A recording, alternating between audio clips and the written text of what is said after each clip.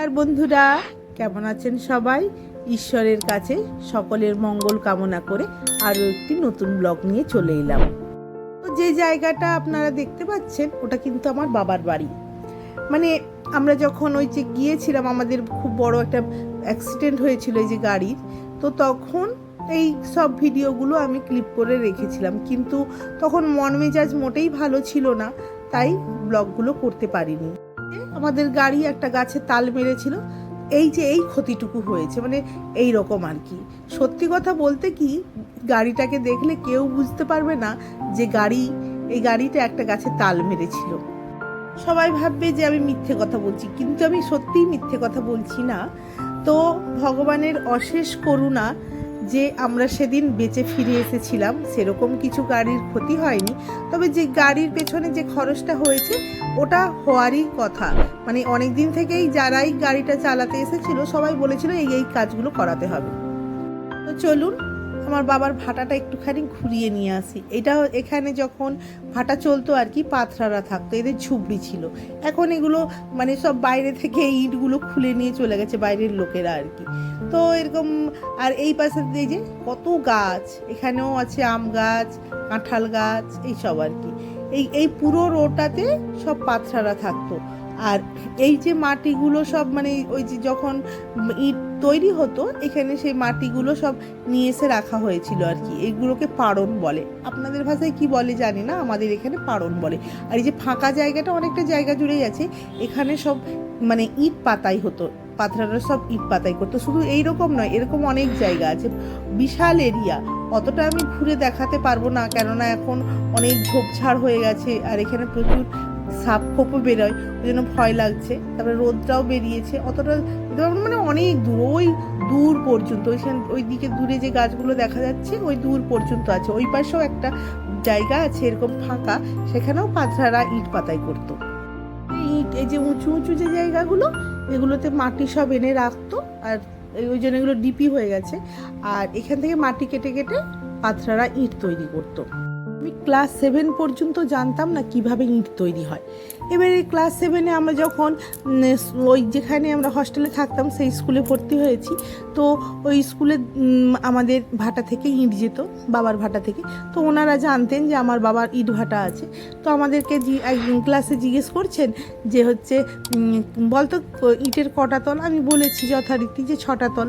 তো তারপরে বলেছে যে বল কিভাবে ইট তৈরি হয়। আমি তখন বলছি দিদিমণি, আমি তো জানি না কিভাবে ইট তৈরি হয়, না বাবার ভাটা আছে, ইট তৈরি হয় কেমন জানিস না। দিদিমণি তখন বলছেন যে আমি তখন বলছি এরপরে যখন ছুটিতে যাবি বাবার ভাটাতে গিয়ে দেখে আসবি কিভাবে ইট তৈরি হয়, আমি কিন্তু সেটা লিখতে বলবো তোকে, ঠিক আছে? এইরকম বলতে। তারপরে আমরা এসে দেখেছি যে কিভাবে ইট তৈরি হয়। তার আগে পর্যন্ত কিন্তু আমরা জানতাম না কিভাবে ইট তৈরি হয়। চলুন ওই দিকটা দিয়ে যাব না, তো এই দিকটা দিয়ে যাব। চলুন, ওই দিকটাতে খুব উঁচু, আমি যেতে পারবো না বলে এই জন্য এই দিকটা দিয়ে আমরা যাব। চলুন। আর আম গাছের তো মুকুলগুলো দেখলেন, কত সেই সময় মুকুল হয়েছিল, আর বাবা ওষুধ দিয়ে দিয়েছিলেন বলে মুকুলগুলো বেশি ঝরবেও না। তো তারপরে ওইরকম এসে করে আমরা দেখেছিলাম যে ইট কিভাবে তৈরি হয়। তো ইটটা কিন্তু তৈরি হয় শুধু মাটি দিয়ে নয়, ইটের সঙ্গে পরিমাণ মতো বালি মিশাতে হয়, একদম সরু বালি। সেই সরু বালি মিশিয়ে তাকে জল দিয়ে চটকে তারপরে তাকে ভিজিয়ে রাখতে হতো। তারপরে ইটের ফার্মা মানে থাকে, সেই ফার্মার মধ্যে বালি দিয়ে তারপরে ওই মাটিটা ঢুকিয়ে তারপরে ইটটা বের করানো হতো। তো চলুন ওইদিকে, ওই যে দেখতে পাচ্ছেন যে ভাটাটা, আর এই যে দুটো গাড়ি বাবারই, কিন্তু 1212 মডেলটা অনেক দিনই সরকার মানে নিষিদ্ধ করে দিয়েছে বলে রাস্তায় চালানোর জন্য, ওই জন্য ওই দুটো গাড়ি ওখানেই পড়ে আছে। আর এই যে ভেতরে যে একটা জায়গা আছে ওইখানটাতে কয়লা গোডাউন ছিল। চলুন ওই পাশটার দিকে যাই। এই যে ভাটার সামনে চলে, আর এই পাশটাতে তখন টুকরা টুকরা থাকতো, আর ওই দিক পুরোটাতেই আর কি তখন পাথর থাকতো। মানে যখন কাজ চলতো তখন মানে এই জায়গাটাতে 1200-1300 জন লোক থাকতো পাথরারা। আমার বাবার ভাটার ইটের নাম ছিল বিনোদিনী ইট, মানে বিনোদিনী এই নামটা আমার বাবার মায়ের নাম, মানে আমার ঠাকুমার নাম। তো দেখি আপনাদের কতটা ভেতরে নিয়ে যেতে পারি, কিন্তু মানে প্রচুর ঝোপঝাড় আর অনেকটা মানে গভীর ভাটাটা। এই ভাটাটাতে ক্যাপাসিটি ছিল আপনার 4.5 লাখ ইট একসঙ্গে পোড়ানো হতো আর কি। 5 বছর তো 5-6 বছর বন্ধ, তো সেই কারণে এখন তো অনেক মানে এখানটায় ঝোপঝাড় এই সমস্ত এখন বলতে পারেন সাপের বাসা হয়েছে। ভেতরে এখনো ইট আছে আর এটা হাওয়া ভাটা। ওই দিকে একটা দরজা দেখা যাচ্ছে না, ওইটা দিয়ে হাওয়া পাস হতো। তো 2000 সালে এই ভাটাটা তখন হাওয়া ভাটা হয়েছিল, তো তার আগে চিমনি ভাটা ছিল। তো চিমনি ভাটা তো সরকার উঠিয়ে দিলেন, কারণ চিমনি ভাটাতে বায়ু দূষণ হতো, তাই জন্য সমস্ত ভাটার মালিকদের দেওয়া হয়েছিল, নির্দেশ দেওয়া হয়েছিল, হয় হাওয়া ভাটা করতে হবে, নাহলে ফিক্সড চিমনির ভাটা করতে হবে। তো চলুন ভেতর দিকে যাই। আর তাছাড়া ওই সময়টা না আমার বাবার খুব একটা কঠিন মানে পরিস্থিতিও গিয়েছিল। বাবার হার্ট অ্যাটাক হয়েছিল, তো গুরুবল সহায় আমাদের কাছ থেকে আমার বাবাকে কেড়ে নেননি। এখন বাবা পুরোপুরি সুস্থ, বাইপাস সার্জারি করে। এখন বাবাকে যদি মানে হিমালয়ের চূড়াতেও উঠতে বলা হয়, বাবা উঠে যাবে। আমার বাবা খুবই কর্মঠ মানুষ। চলুন। আর এখন মানে আমার বাবার বয়স 71-72 বছর, কিন্তু কেউ দেখলে বুঝতে পারবে না যে আমার বাবার 71-72 বছর বয়স।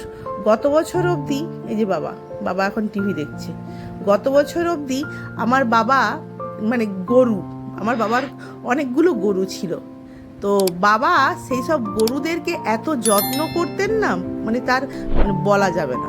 আমার বাবা ওই যে এখন টিভি দেখেন, এটা তার রিল্যাক্সের সময়, কারণ আমার বাবা আমার ভাইয়ের ছেলেকে পড়ান, সেই ইংলিশ মিডিয়ামে পড়ে, ও এখন স্কুলে গেছে বলে বাবা এটা রিল্যাক্সের সময়। চলুন মা কি করছে দেখি। মায়ের রান্না বান্না তো হয়ে গেছে, মা এখন যে বাসন টাসন ধোয়াধুয়ি করছিল।